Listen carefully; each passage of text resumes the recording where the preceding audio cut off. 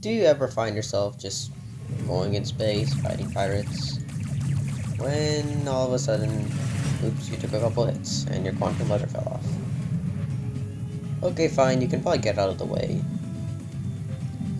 Yeah, those pirates are not going to be able to catch you without your quantum letter. But now what?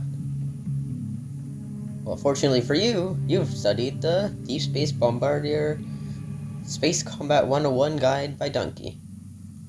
You did, right? Don't tell me you left home without studying. Oh well, guess I'll have to teach you then.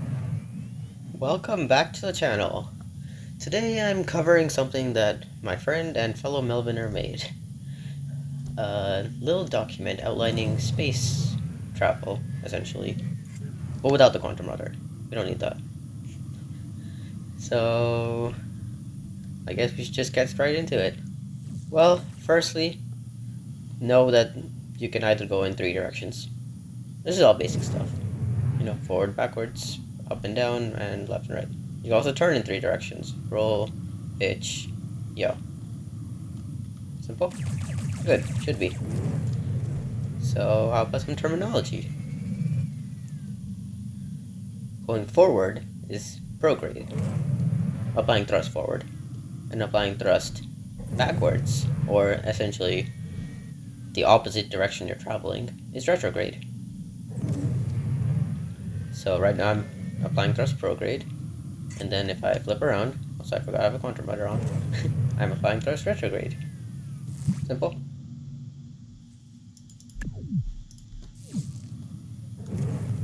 And if you're ever not sure which direction you're going, you can see your relative velocity to the planets. And these asteroids are slightly confusing. So what now? Well, I mean, other than looking at Holorum, you could always look at smoke trails. Consider putting some of those on your planes, or spaceship. I should say spaceship. Alright, now that we've covered the basics, let's get into some maneuvers. First, simple. If you're going forward, let me just get speed. If you're going forward, and you want to stop, what do? Come on. Obviously, retrograde. So I point towards the opposite direction I'm traveling, around there, good enough, and apply thrust and slow down, and my speed goes down. Now it's hard to come to a complete stop in space, but we can just say this is close enough. Next, I'm over here. I want to face toward Nassau. I want to go towards Nassau, in fact. So if I'm going forward in this direction, how would I go towards Nassau? Well, I need to find which direction I want to go, which is there, which direction retrograde is, which is there, and find the bisector, or just middle spot for now. So somewhere in that direction. So let me face that direction, apply thrust, and I should be pointing towards the south. As you see, by smoke trails, I'm now going towards the south. Worked it? I crashed into an asteroid. We don't talk about that. Now, what if I want to orbit this asteroid? It doesn't have any gravity, so it's not a proper orbit. But I can fly around it in circles by doing a propulsive orbit. What's that? Well, it's just a fancy way of saying I'm using my thrust to stay in orbit. It's simple, just point towards the asteroid and apply thrust.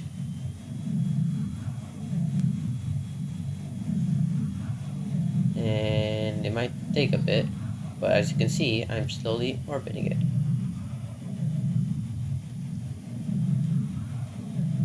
This takes a bit to get fine-tuned in.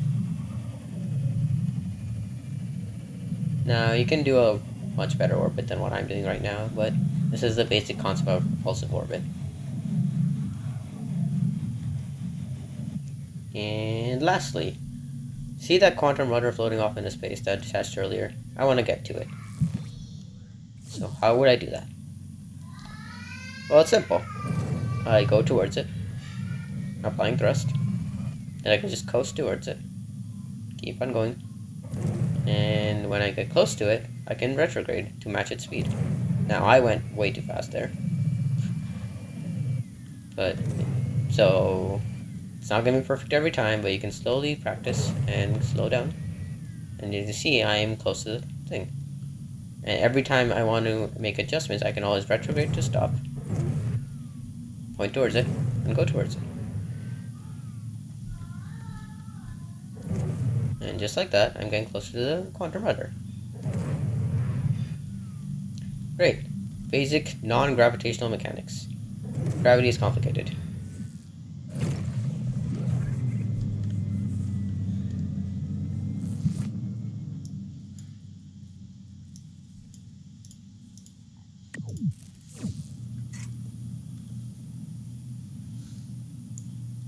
Alright, now to get into more combat-based maneuvers.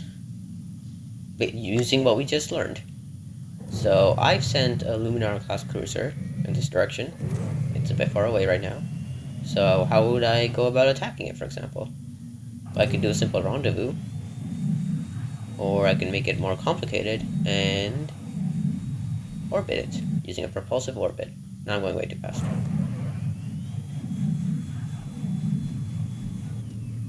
As you can see, I can slowly match the speed and do a propulsive orbit.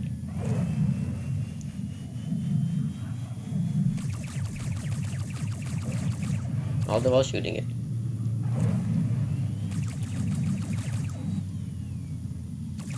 It can be sometimes hard to maintain a propulsive orbit, which is why I recommend doing behind seat camera, first person, or top of seat, because those stay in line with your craft, making it a lot easier for you to do stuff like this. As you can see, I'm doing right now. So I'm currently maintaining a similar speed to this Luminar I've set to autopilot, and I can shoot it easily. Doing a sort of propulsive orbit and hit and run maneuver all at once. Because I have a highly elliptical orbit, as you can see. I mean, I can't call it an orbit, but propulsive orbit. You know what I mean. Alright. Now, who wants to add some gravity into the mix? You're just gonna have to give me some time to get into orbit.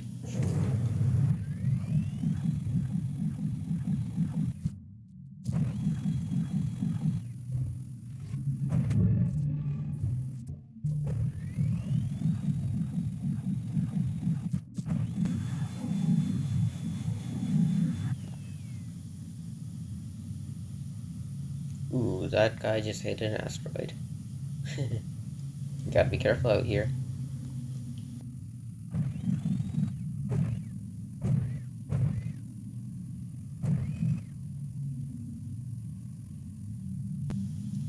Alright, now that we've gotten a good enough orbit around this asteroid, we can go into some orbital maneuvers. But before that, we kind of need to know some terms, you know? The highest point of the orbit, the point where I'm farthest away from the object I'm orbiting, in this case the really dense asteroid thingy, is your apoapsis. And the closest point is your periapsis. Simple terms, you should know. Then the plane. The plane is the direction you're orbiting. So, if I'm orbiting in a circle this way, then that's my plane. Another guy might be orbiting this way, which would be a different plane. Make sense? Good. In orbit terms, prograde would be the direction I'm going, so you can see my smoke trails. It's the same thing as in space, prograde and retrograde. Then there's normal and anti-normal. Normal is the direction that is perpendicular clockwise to my movement direction. So if I'm going this way, then normal would be clockwise, perpendicular, that way. That's normal. And, well, I mean, I have to be facing the direction I'm traveling, but yeah. And then radial and anti-radial. Radial is just me pointing towards the planet. That's radial. And anti-radial is the other way. Good? Alright. Now, full stop. We're not going to do this one, because it's literally the exact same as in space. And it's also a death sentence. You don't want to fall straight into the planet. You want to keep on orbiting. A turn. Also the same in space, as in space.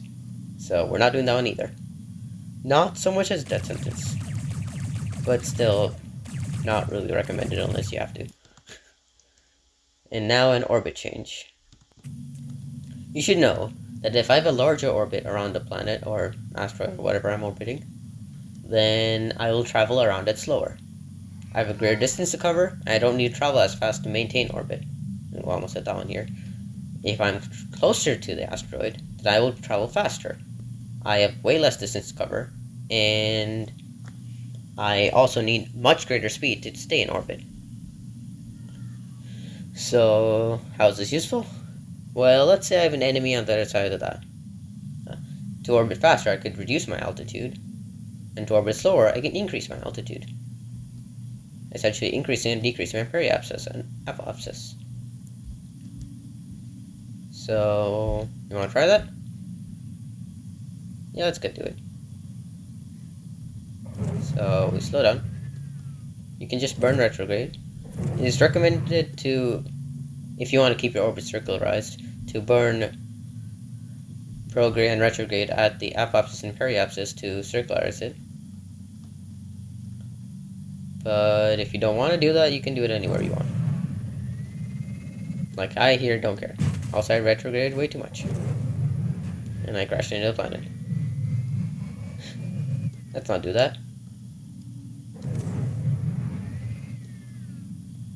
Great, we're back in orbit.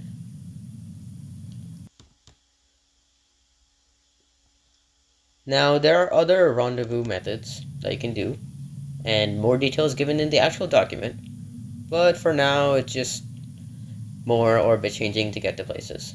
If he's just in front of me, I can reduce my orbit, get to him faster, and then increase my orbit to stay level with him. If he's farther away, I can do the opposite. Or, sorry, if he's behind me, I can do the opposite. And finally, combat tactics. If I have a really strong ship that's heavily armored, then I want to be in the view of the enemy for as long as possible so I can get as much time to shoot him. In that case, I'd want a high orbit, since I'm higher up, I can see him for a greater angle, and I would be moving slower, so I can spend more time.